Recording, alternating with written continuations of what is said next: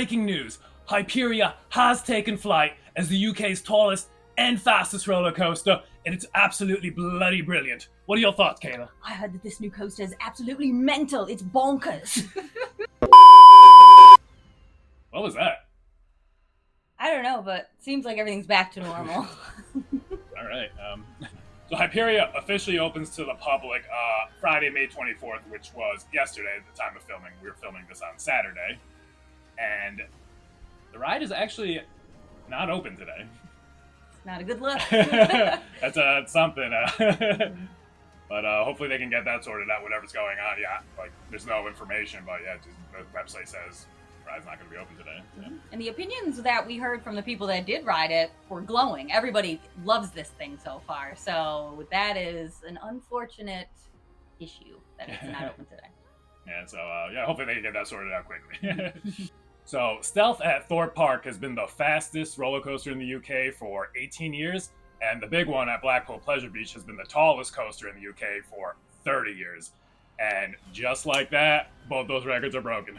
Hyperia has taken flight at Thorpe Park, making it the tallest at 236 feet or 72 meters, because we're talking the UK, and speeds surpassing 80 miles per hour, which is how fast Stealth goes. So is it like 80.2 miles an hour, 80.3?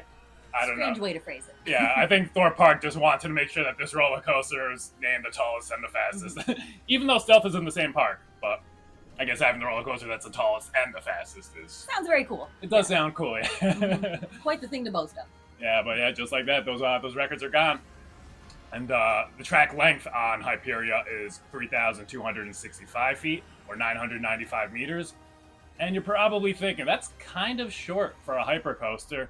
And yeah, it is. I'm like looking at Mock Ride's other hypercoasters, DC Rivals, Hypercoaster in Turkey. Cool name, right?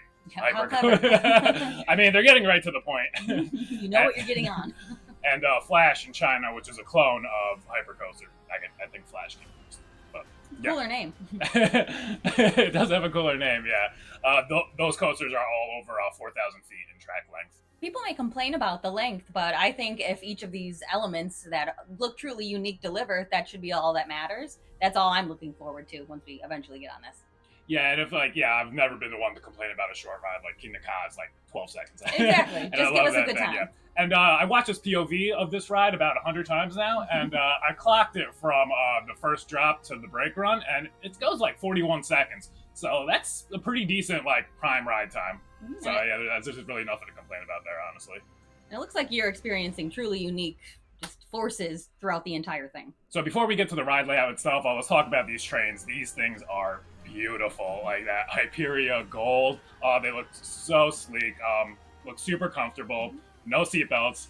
Classic Mock Rides lap bar only. And yeah, it's not broke, don't fix it, right? Exactly. Yeah, those lap bars are super comfortable. Yeah, honestly, it looks like these trains were designed for gods, which is, I guess, kind of like the loose theme here. A transporter of gods!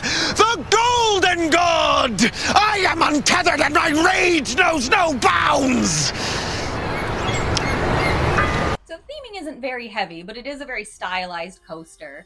I think during the building of this ride with the nickname Project Exodus and the wings and just the paint job and everything, I think a lot of us were thinking it would be the mythological story of Icarus flying too close to the sun, which I think kind of neatly fits in with the rest of the potentially horror-themed rides that this park has. They do have a lot of dark-themed rides. Yeah. Saw the Ride, Walking Dead, The Swarm. Yeah, I'm surprised they didn't call this Exorcist the Ride or something like that.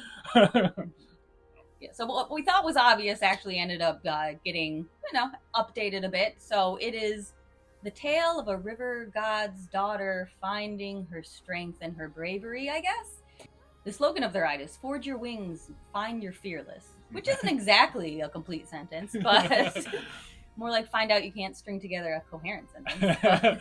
It sounds kind of cool. I don't know. I guess if you don't think too deeply into it, so I've just got to let it go. But the exact opposite theming of a horror-based ride. So it's and the exact opposite of the story of Icarus. Yeah. Yeah, he's not flying at the end of that story. But yeah, the paint job is gorgeous. The bottom is kind of like this gold that blends into the ground and blends into the trains, and as you go up, it's white against the sky. So it does almost look like the train is flying when you are watching from a distance. All right, enough nonsense. Let's go through this ride layout, this amazing ride layout. So coming out of the station, you have this slow bank turn, tilting you over to the left, giving you a sneak peek of what's to come later in this ride. That's cool. And then you have a very quick climb up the lift hill. Mock rides, hypercoasters, they love to bank the first drop, 90 degrees either to the left or to the right. This one's a little bit more insane. On this drop, you're going to get twisted 180 degrees. So you're going to be facing the complete opposite way of the way you started. And in the back of the train, it looks like you are going to get absolutely pulled down this drop and whipped through that spiral. And I think it's going to create like amazing ejector airtime. And then you have great speed going through this Immelman. People are calling this an inversion. And I've watched this POV like a million times now, and I am not seeing an inversion here. I watched it one time and I was sure I saw it, so I don't know. All right, so yeah, I guess to each their own. Is it an inversion? Is it not? Whatever. You're upside down, yes. You're not upside down. It's a non-inverting Immelman, but whatever. Let us know what you think. What do you see here? But it looks like a lot of fun regardless, whether it's an inversion or not. So yeah, good speed through that. And then it looks like you're going to get some good sustained floater airtime coming off this element. And then you go up into this super overbanked airtime hill, and this just looks nuts. Like, you start slowing down and just tilting more and more and more to your left, and you don't come back up right. No, you just you just keep going and going and going until you're all the way upside down again through a barrel roll. And I don't think I've ever seen an element like this on a ride. It's just, you're going to have like very, very weird forces on your body. Yeah, that looks wild. And at that slower speed going through this barrel roll, it looks like you're going to get your first very solid moment of hang time there. Find your hang time, maybe should be the slogan. So after that hang time moment through the barrel roll, you then enter the hang time moment, and what I think is the moment on this ride. Oh, definitely. Are we looking at the best stall in the world here? It looks like it to me, and maybe the longest.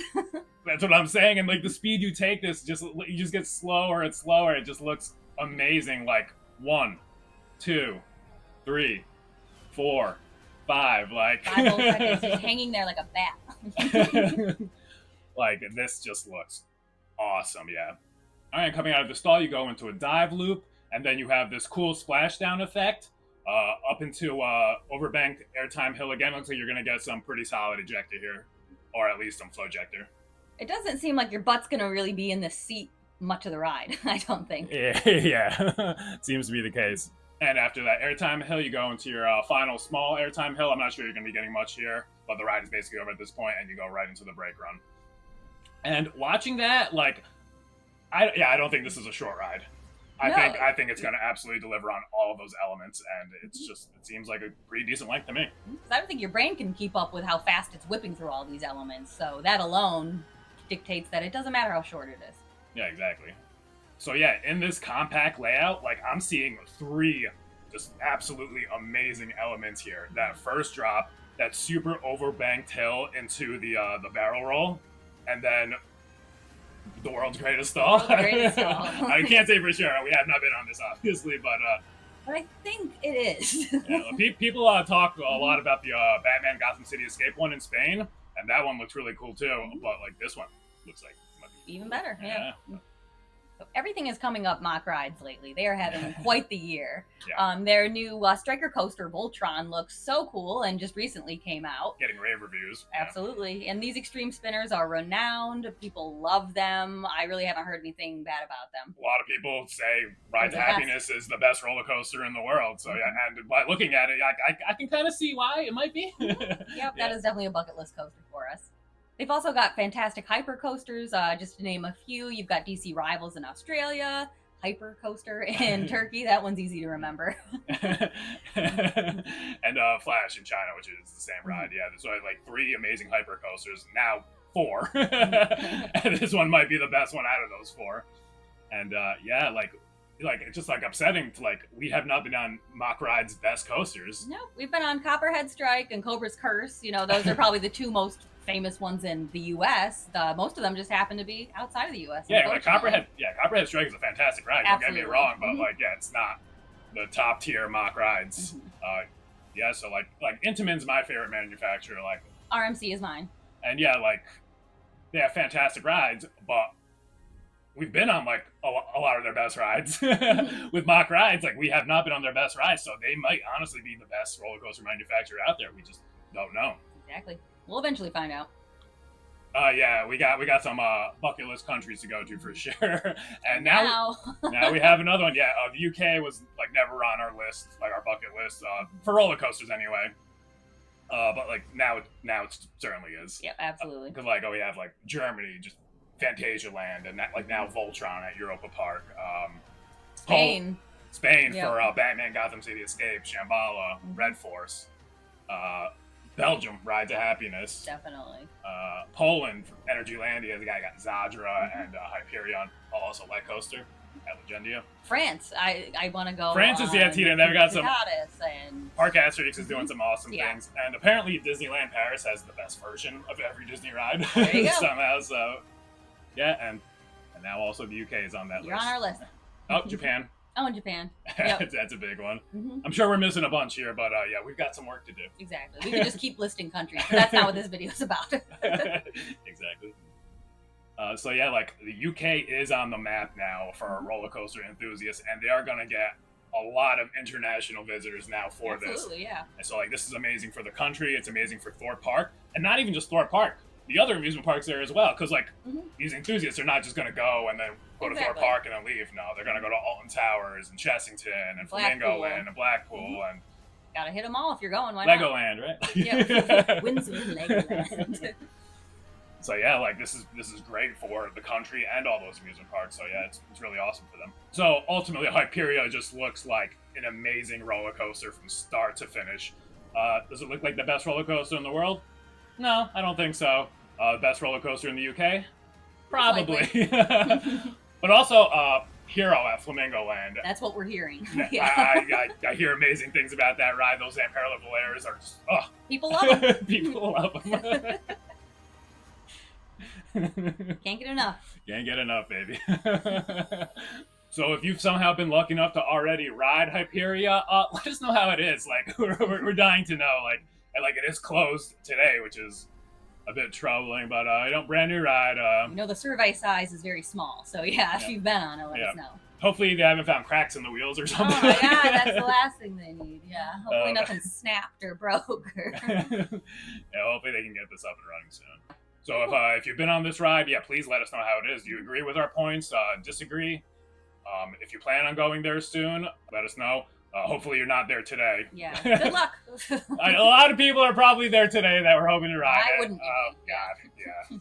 It's the second day of operation. Of course, there's so many people there, and they're like, don't even know. Well, now they do. Well, now they do, yeah. Sad. Imagine we flew to the UK and it was close. Some people did, I'm sure. So, yeah, that really sucks. Yeah, that's unfortunate. At least there's other stuff to do there, I guess, but still. All right, if you've enjoyed this video, don't forget to like, comment, subscribe. Thank you guys so much for watching. We'll see you next time. Bye. Bye.